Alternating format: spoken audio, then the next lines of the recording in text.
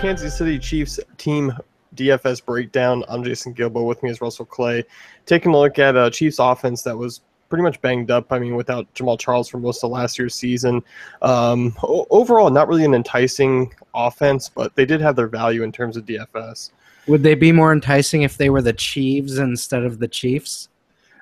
Maybe like the Chives, the Kansas City Chives. Ooh, that'd be really enticing. Yeah. Okay, so if you had to choose Chiefs, or Chiefs, it's Chives. I would go with Chiefs. Like Ask Chiefs. I would be in on that. Anyway, but back to the Chiefs for a second.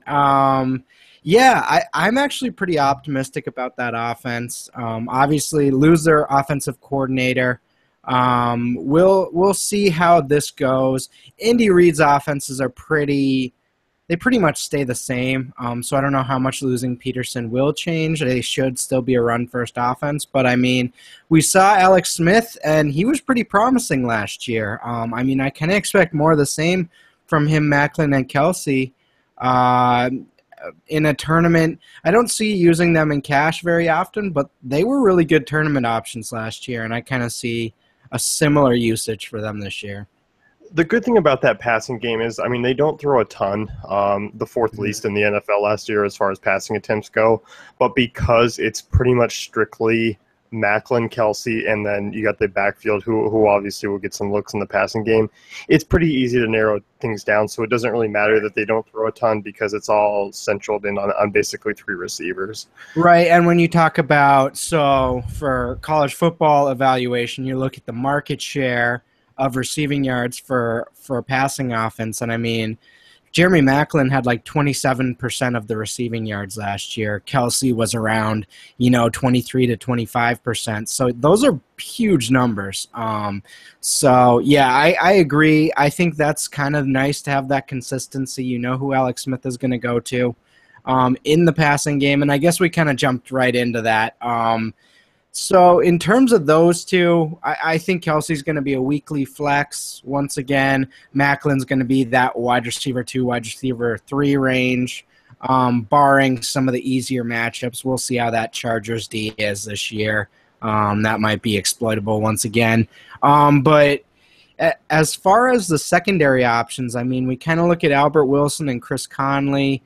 Not really much cooking for me there. Maybe a Chris Conley. He is super athletic heading into year 2 out of Georgia. I mean, he was one of the best athletes to come through the combine in probably the last 10 years.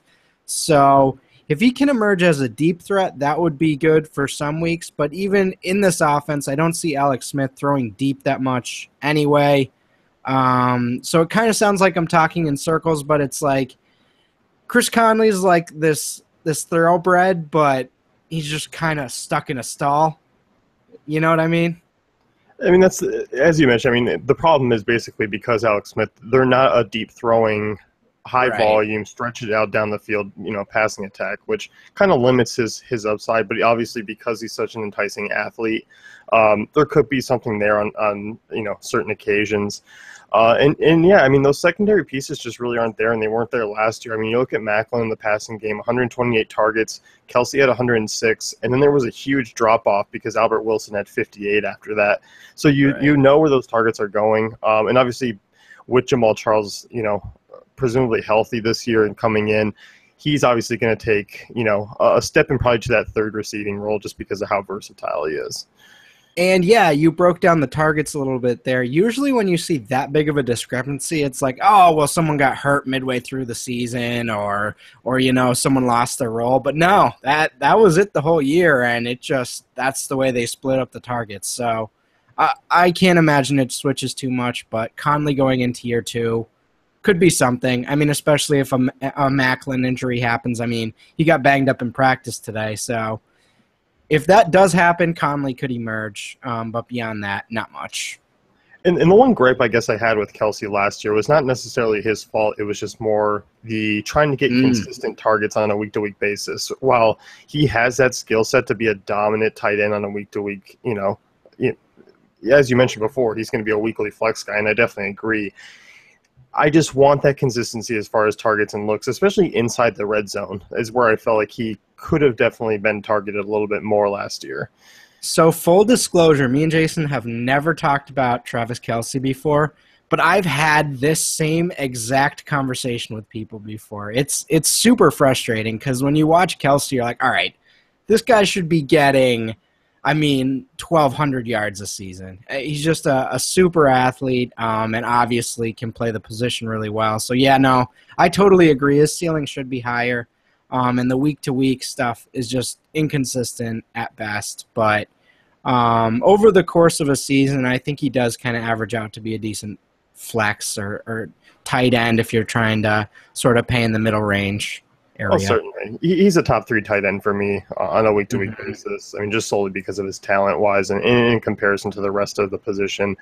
As far as we can kind of go into the backfield now, healthy Jamaal Charles. Last year we dealt with a lot of Charcandrick West, Spencer Ware towards the end of the year.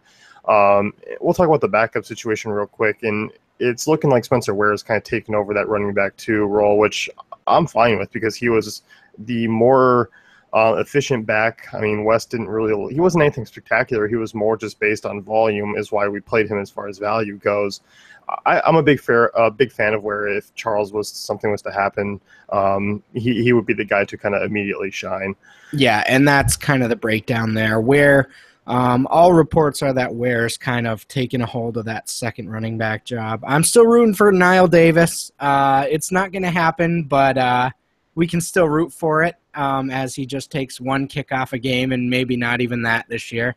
But yeah, Charcandrick West kind of had a few really stellar weeks, but like you mentioned, mostly because of volume last year. So if Charles does go down, I think we're looking at Ware. But both are sort of going to be in and around it, unlike sort of an approach shot in golf for me, which it'll be in the woods, not in or around the hole. And I will say Jamaal Charles is sort of a divisive figure for me. I don't know how healthy he's going to be. I know a lot of people are very confident about him coming back. I could see him as a tournament play early on in the season, but I don't necessarily trust this as much as it seems a lot of people are. This is a few major injuries now for him, and he's got a pretty slender build, so and he is getting up there in age. I like him for tournaments, but I'm not going to be trusting him in cash in the first month of the season. No, I definitely agree with your take there, and it's kind of a bummer because I'm a big Jamaal Charles fan. He's just one of those standout athletes, and I would love to see his numbers if he ever stayed, healthy over the course of his career, because I think they would be phenomenal among some of the best. And I'm with you. I think tournaments early on in the year is something I'm going to be looking to use, just because I think people are going to be on our similar thinking of, well, I might want to wait and see how he looks, where I'll jump into it in a tournament, see how he is, and see if he can kind of regain that Jamaal Charles pass that he's had. So I'm okay with tournaments. As for developing into a cash game play, it's going to become and see if he gets that high volume that he has in the past. I'm not quite sure if he does.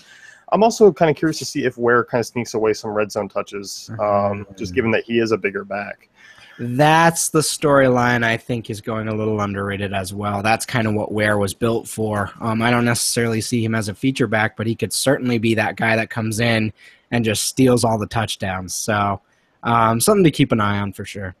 Yeah, definitely. And this defense, they kind of struggled early on in the season, but they definitely figured out in the second half, and they definitely are a top defense that I do usually shy away from for the most part. Yeah, they're pretty fierce. As a Melvin Gordon fan, whenever he played the Chiefs, I was rather uncomfortable going into those games, and they pretty much crushed his soul twice last year. So, yeah, no, and overall in general, not just Melvin, but overall, yeah, they're a really strong defense. And they just play sort of those slow, grinded out games where there's just it's painful to watch. Your team's just sitting on the sideline for 7-8 minute stretches. It's just how they play. So I don't expect a ton of high scoring games, but because the focal points of Kansas City are limited, they're still okay DFS values. Absolutely. So that's going to wrap it up with our Chiefs team breakdown. Be sure to check out all our other teams at dailyfantasycafe.com.